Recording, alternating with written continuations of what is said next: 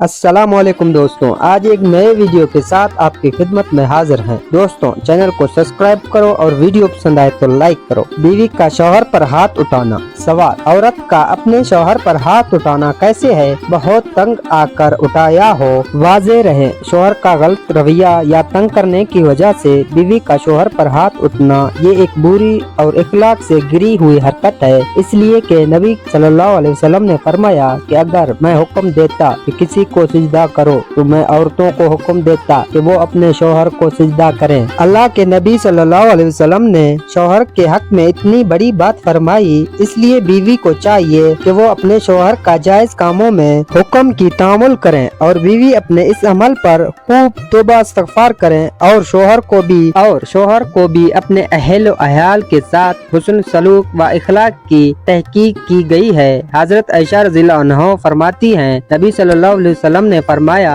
तुम में बेहतरीन वो शख्स है जो अपने घर वालों के हक में बेहतरीन हो और मैं अपने अहल के हक में तुम में बेहतरीन हूँ। लिहाजा शौहर के हक में भी ये बात जायज नहीं है कि वो अपने बीवी को तंग करे और इस तलफी करें। औरत के लिए ब्रेज पहनने का हुक्म। सवाल, क्या औरत का हर वक्त बुनैन ब्रेज का पहनना शरई लिहाज से लाजिम है? जवाब, सूरत मसवला में औरत का बुनैन या ब्रेज पहनना दुरुस्त है, शरई लाजमी नहीं, अलबत्ता सतर छुपना जरूरी है। दोस्तों, अगर वीडियो पसंद आए तो लाइक करें।